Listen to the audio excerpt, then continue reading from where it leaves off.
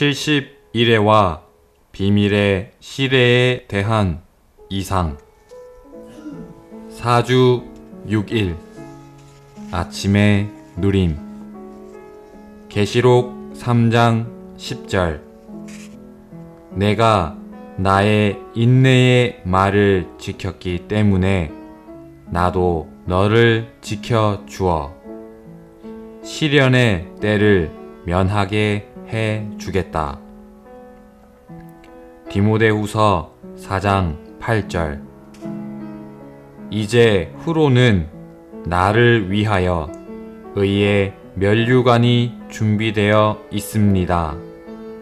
의로운 재판장이신 주님께서 그날에 나에게 그것을 보상으로 주실 것인데 나에게만 아니라 그분께서 나타나시기를 사모하는 모든 사람에게 주실 것입니다.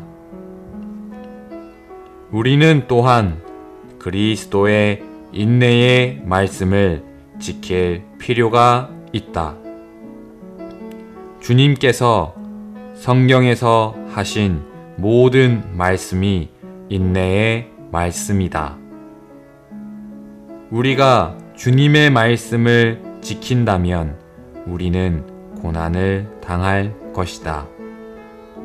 오늘날 주님은 여전히 인내로서 반대와 박해를 견디고 계신다. 우리는 그분의 왕국뿐만 아니라 그분의 인내에도 함께 참여한 사람들이다. 그러므로 오늘날 우리에게 하신 그분의 말씀은 인내의 말씀이다. 그분의 인내의 말씀을 지키기 위해 우리는 그분께서 겪으신 반대와 박해를 받아야 한다. 우리는 끝까지 이기며 주님의 일들을 끝까지 지킬 필요가 있다.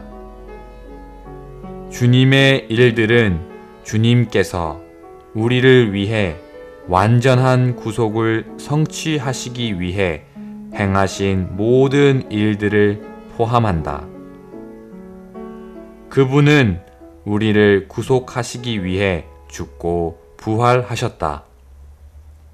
그분은 오늘날도 여전히 우리를 거룩하게 하시고 변화시키시고 그분과 같은 형상이 되게 하시기 위해 무언가를 하고 계신다. 이것들이 우리가 지켜야 할 주님의 일들이다. 디모데후서 4장 10절에서 바울은 대만은 현 시대를 사랑하여 나를 버리고 데살로니가로 갔으며 라고 말한다. 현 시대 곧 우리 눈앞에 현재 있는 세상을 사랑하는 것은 디모데후서 4장 8절에 언급된 주님의 나타나심을 사모하는 것과 대조된다. 현 시대는 우리를 둘러싸고 우리를 매혹하고 우리를 유혹하는 세상이다. 현 시대의 유혹으로 인하여 대만은 사도를 버렸다. 우리가 주님의 나타나심을 사모한다면 주님의 권익을 위해 주님 편에 서서 주님과 함께 싸울 것이다.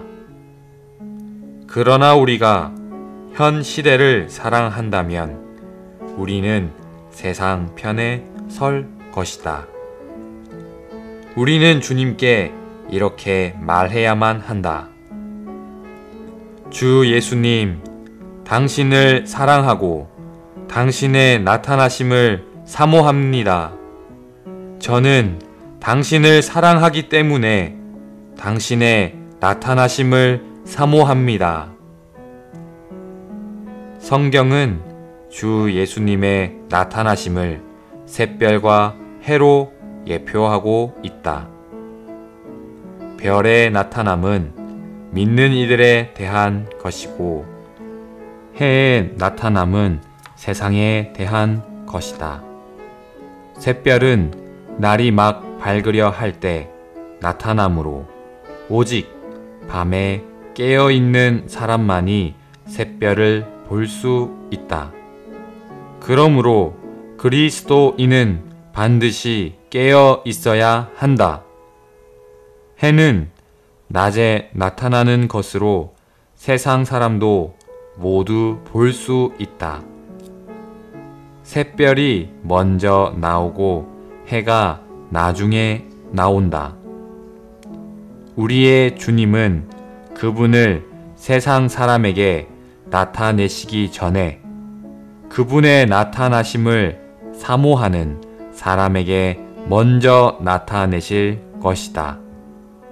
이것이 얼마나 복된 소망인지 여러분은 그분을 만날 준비를 잘 하고 있는가? 디모데전서 4장 1절에 있는 바울의 명령에 따라 디모데는 주님의 나타나심과 주님의 왕국의 빛 가운데서 생활해야 했다. 장래에 왕국이 거절할 것은 무엇이든지 우리 또한 오늘 우리의 생활에서 거절해야 한다. 우리가 그분의 나타나심 가운데서 산다면 우리는 분명히 다투지 않을 것이다.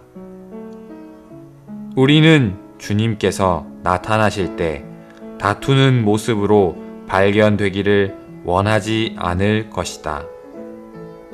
주님의 다시 오심을 경고로 여기는 그리스도인들이 많지 않다. 사도들은 주님의 나타나심을 염두에 두고 살았다. 주님의 나타나심은 사도들에게 지속적인 경고가 되었고 그들의 생활을 통제했다. 그들은 주님께서 어느 순간이든지 나타나실 수 있다고 믿었기 때문에 감히 어떤 일들을 하지 못했다. 우리가 주님의 나타나심과 왕국의 문제를 진지하게 받아들인다면 이 두 가지 문제는 우리의 일상생활에 큰 영향을 끼칠 것이다. 그리스도의 나타나심은 우리의 일상생활에서 기본 요인이 되어야 한다. 우리는 오늘날 주님의 나타나심의 빛 가운데서 생활해야 한다. 디모데후서 4장 8절에는 은혜의 면류관이 아니라 의의 면류관이 언급된다. 의의 면류관은 왕에게 주어지는 면류관이다. 이것은 주님께서 다시 오실 때 바울이 천국의 나타남을 보상으로 받을 것임을 의미한다. 바울은 그러한 보상이 주님의 나타나심을 사모하는 모든 사람에게 주어질 것이라고 말했다. 주님의 나타나심, 곧 주님의 다시 오심은 우리에게 경고와 격려와 자극제이다. 우리는 그분의 나타나심을 사모해야 하며 간절한 기대를 가지고 기뻐하며 주님의 나타나심을 고대해야 한다.